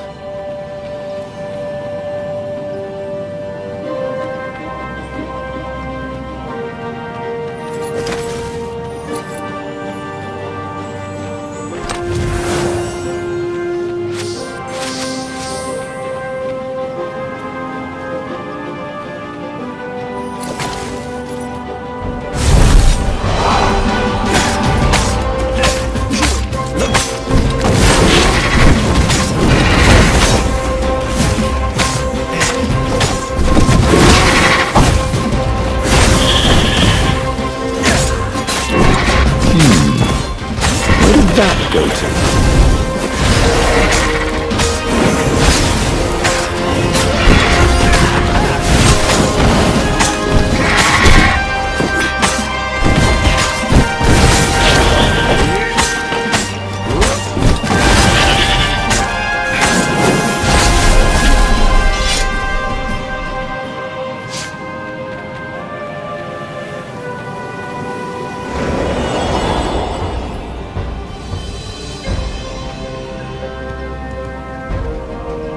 Sometimes, Bernardo really hated inanimate objects.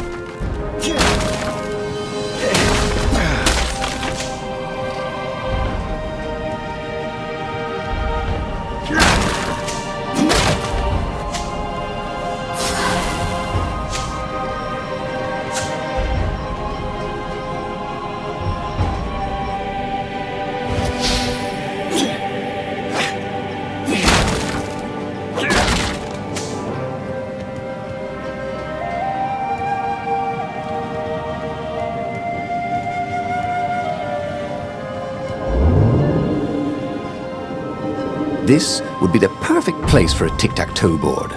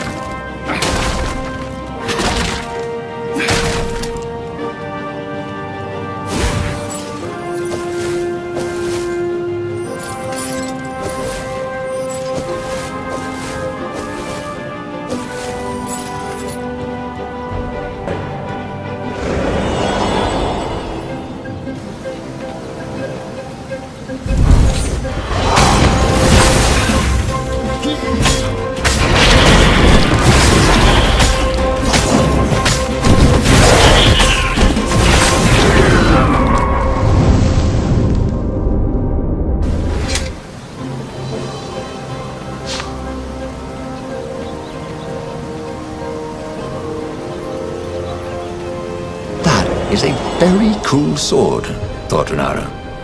No, seriously. He couldn't feel his paw anymore.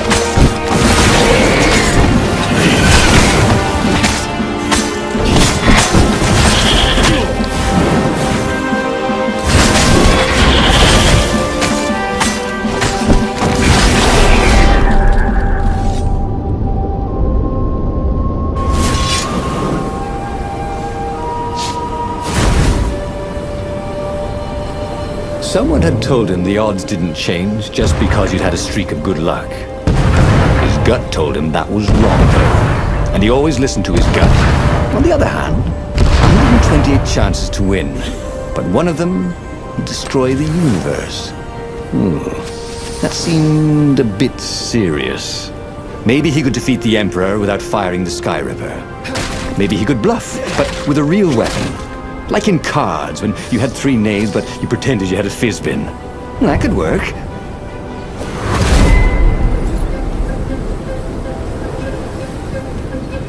Hoped his hook didn't break.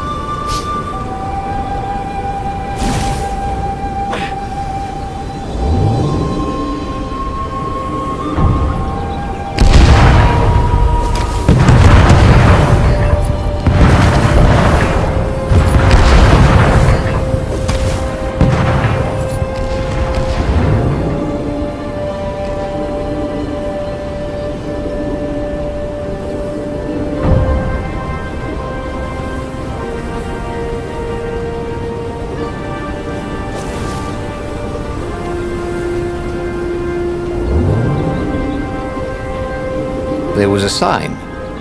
Take the goat across first.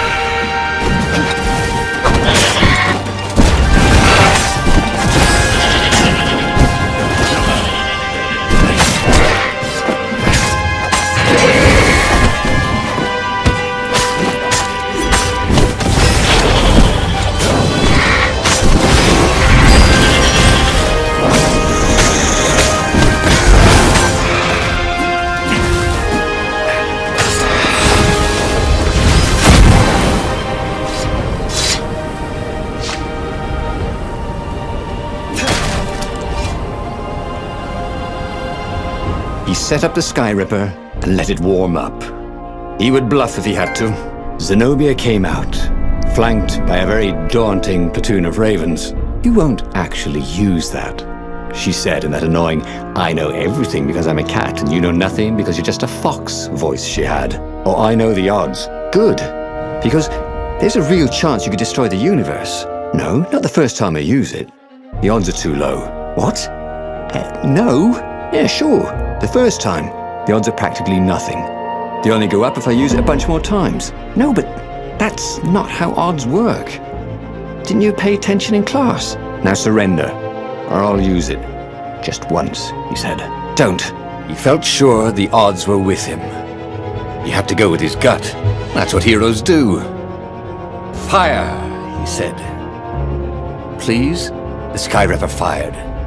With a tremendous whoosh, the Emperor's flagship went up in flames.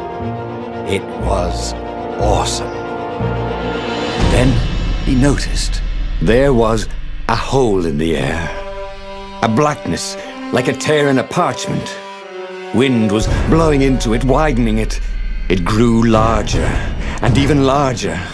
Crates fell upwards into it, and the world itself seemed bent, like the reflection on a curved mirror, as it poured into the ravenous hole.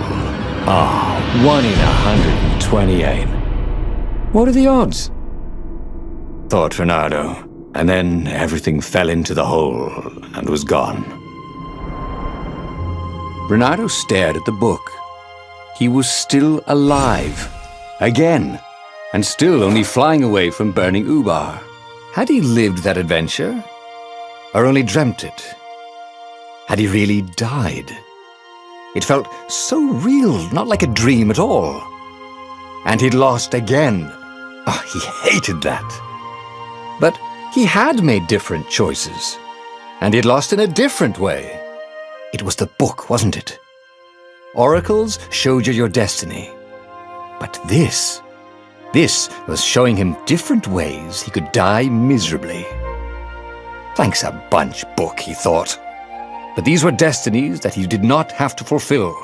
But he'd learned another true thing. The core was powerful, but dangerous if used improperly.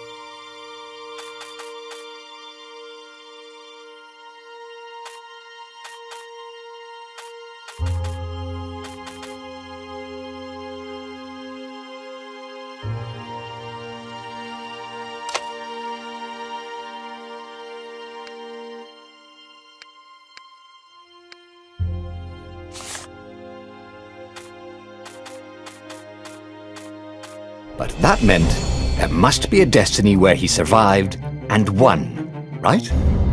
Otherwise, what was the point? And with that, the book's pages fluttered back once more to the beginning, and the clouds parted over the Isles of Boreas. It was time to choose. The rebellion was in trouble. Ravens were scouting for the secret rebel base. They needed a game-changer. Pieces of the Sky Ripper had surfaced. Reynardo knew that using it could go catastrophically wrong, but he was sure he could figure out how to use it safely. Also, a temple had risen out of empty desert. The Emperor had brought the Sky Ripper pieces up out of ancient burial by his obscene rituals. Could this be where the Iblis stone was hidden? Someone better get it before he does, thought Reynardo. And also, his old friend Lupino needed rescuing. Of course, Reynardo had a pretty strong suspicion that Lupino had betrayed the rebellion. But could Reynardo really leave an old friend to the Ravens?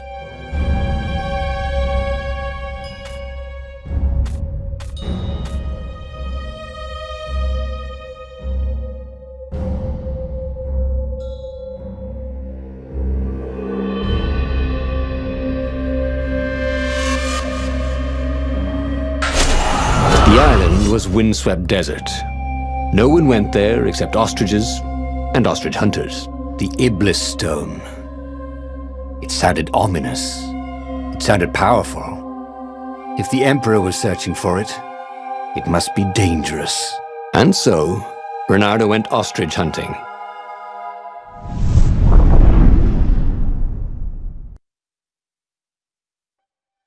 Every child could sing verses about the Sky Ripper, but ancient codices held hints of other things. A stone that ate souls, a ruby that drank blood, a jewel only a righteous man could give away. Were all these things the Iblis Stone? Long hidden in a buried temple? Another ancient item that was only resurfacing now? Drawn up from the deeps by the Emperor's horrific rituals?